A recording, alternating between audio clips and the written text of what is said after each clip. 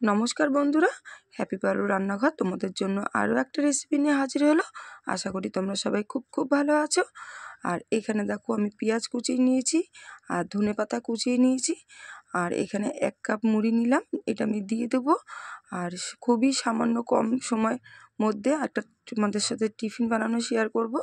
এখানে দেখো আমি একটা ডিম ভেঙে দিয়ে দিলাম। তোমরা যদি পরিমাণটা বাড়াতে চাও তাহলে মুড়ি আর ডিমটা বাড়িয়ে দেবে, তাহলেই হবে।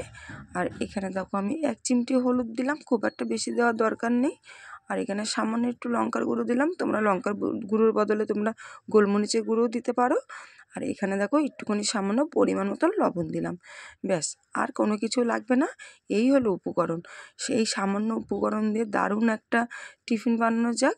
তোমার বিকালে বলো বা সকালে বলো, যে কোনো বাচ্চাদের সামনে একটু সাজিয়ে গুছিয়ে দিলে সব বাচ্চারাই খেতে খুবই ভালোবাসে। আর ওদিকে দেখো আমি কড়াতে চাটু বসিয়ে দিয়েছি, চাটুর মধ্যে সামান্য একটু তেলটা গরম করে নিয়েছি।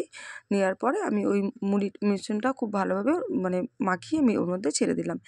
এবার চামচ দিয়ে একটু গোল আকার করে নেবো, গোল আকারের মতন শেপ করে নেবো। তোমরা চাইলে চৌকা আকারেও শেপ করে নিতে পারো। আর আঁচটা একদমই কম থাকবে, খুব একটা আঁচ বাড়ানো থাকবে না, তাহলে খুব ভালোভাবে ভেতরটা রান্না হয়ে যাবে, নাহলে কাঁচা থাকবে। তাই এইভাবে এই পিঠ হয়ে গেলে আবার ওই পিঠটা উল্টিয়ে দেব। আর এটা বেশি একটা সময় লাগে না, খুবই কম সময় লাগে। একবার যেটা তোমরা বানিয়ে দেখতে পারো, তাহলেই বুঝবে যে এটা কতটা দারুণ খেতে লাগে আর কতটা কম সময়ের মধ্যে। আর বাচ্চাদের দিলেও কতটা বাচ্চারা খুশি হবে।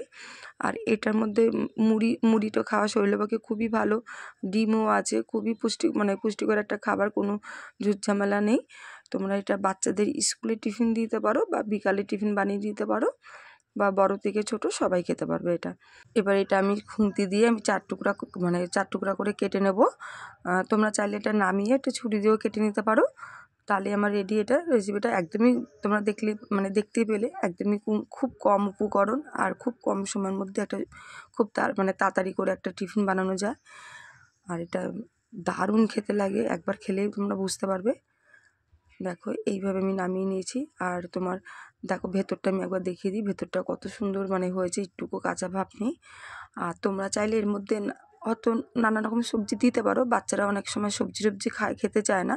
তোমরা একটু গাজর ঠাজর বিম টিম এগুলো কুচি একদমই খুব ঝিরি করে কুচি দিতে হবে, তাহলে সেদ্ধ হওয়ার একটা ব্যাপার আছে। আর এরকমভাবে ডিম মুড়ি দিয়ে করলে কি খুব তাড়াতাড়ি সেকেন্ডের মধ্যে হয়ে যায় এটাই।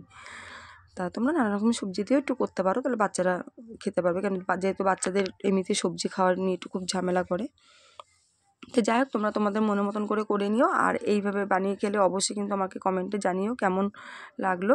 আর একটা কথা, আমার গলাটা একদম বসে গেছে। আমার ভাইয়ের বিয়েতে বাপের বাড়িতে গেছিলাম, খুব আনন্দ খুব মজা করেছি।